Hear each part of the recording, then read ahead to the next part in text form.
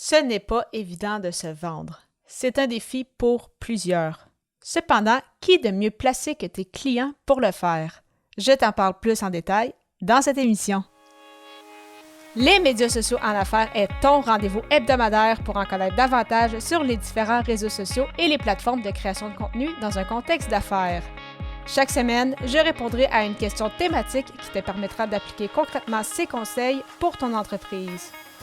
Si tu reconnais l'importance et la puissance des réseaux sociaux ainsi que de la création de contenu pour ton entreprise et que tu souhaites en apprendre davantage sur cet univers, tu es au bon endroit. Je suis Amélie Delebel, travailleuse autonome dans le domaine des communications et marketing depuis février 2020. Je travaille avec les réseaux sociaux et dans la création de contenu depuis 2014. Les médias sociaux en affaires est mon deuxième podcast après Athlète Entrepreneur, lancé en janvier 2019. Bienvenue sur mon podcast.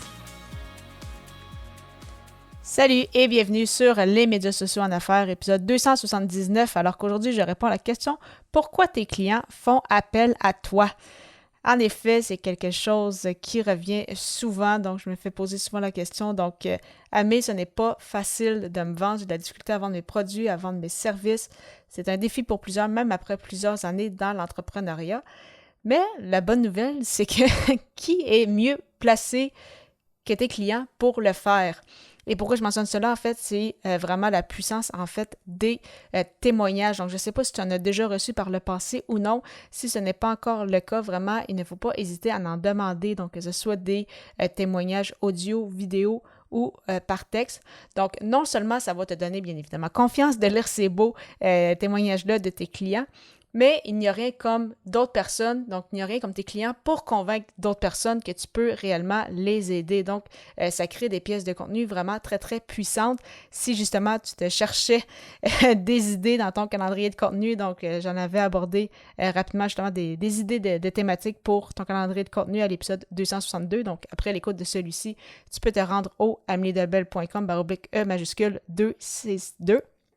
Mais vraiment, c'est comme je le mentionne, très, très puissant. Et aussi en sachant ce que tes clients apprécient de toi, de ton expertise, de comment peut-être tu apportes les choses, comment tu travailles, etc. C'est plus facile aussi de créer du contenu qui va vraiment pouvoir aider ta clientèle cible parce que tu vas savoir exactement comment t'adresser à eux pour toucher les points sensibles, savoir exactement en fait c'est quoi dont ils ont besoin et pourquoi justement tu es la bonne personne pour les aider parce que justement, c'est rare qu'on réalise en fait qu'est-ce qu'on apporte directement, peut-être comparé à d'autres personnes ou de la façon dont on amène les choses. Pour nous, c'est peut-être vraiment simple ou c'est un peu inné, donc on réalise plus ou moins que ça fait peut-être différent des autres personnes, mais vraiment, si tes clients mentionnent qu'ils ont justement une expérience différente avec toi qu'ils ont eu avec d'autres personnes, eh bien, c'est important justement de le souligner et de savoir pourquoi, justement, qu'est-ce qui te démarque en fait de la compétition. Et justement, ça a été mon cas lorsque j'avais reçu beaucoup de commentaires, de témoignages disant que je simplifiais beaucoup la création de contenu, comme quoi mes explications étaient claires, que j'allais droit au but aussi. Donc, justement, ça partait pas d'un bord puis de l'autre, puis je faisais pas une grosse introduction de 30 minutes pour expliquer justement qu'est-ce que j'explique dans mes épisodes. Donc, oui, avec ce podcast-ci, mais même en général lors de mes consultations. Donc, pour moi, c'était quelque chose qui était peut-être évident. En fait, je ne le réalisais même pas que, ça a l'air que les gens aiment ça. Justement, mes explications sont claires quand je parle de création de contenu, je vais droit au but. Pas trop de flaffa, c'est comme on répond à la question. Et également aussi, ça paraît que je suis très enthousiaste par ce que je fais, que j'aime, que je suis passionnée en fait justement de création de contenu, de podcasts, de réseaux sociaux.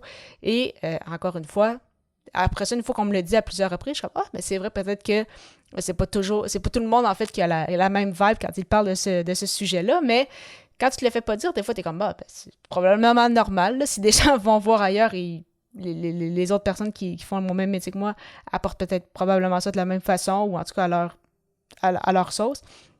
Donc, justement, c'est quand tu parles avec d'autres personnes que ça te permet justement vraiment de t'aider à te différencier et justement à mettre ces points-là de l'avant. Donc, vraiment, dans tous les cas, peu importe dans quel domaine tu es, savoir ce que tes clients pensent de toi, ça peut vraiment t'amener beaucoup. Donc, oui, de la confiance en toi, oui, des témoignages à utiliser comme pièce de contenu, une meilleure compréhension de ton audience et bien évidemment de ses besoins. Ça va peut-être également t'amener des points à améliorer aussi pour être encore meilleur et bien sûr, comme toujours, une bonne dose de motivation. Donc, ça, on le sait, on aime vraiment ça. C'est le fun de recevoir des petites tapes dans le dos. Donc, on les prend lorsqu'elles passent. Parlant de création de contenu, il est important d'avoir les bons outils pour mettre ton message de l'avant et c'est pourquoi je te propose une liste de mes 24 ressources pour t'aider avec ta création de contenu. Pour la télécharger gratuitement, simplement te rendre au ameliedelebel.com/ressources, ressources avec un S. J'ai hâte de te retrouver à l'épisode 280 alors que le sujet sera « Pourquoi l'engagement est plus important que ton nombre d'abonnés ». À très vite!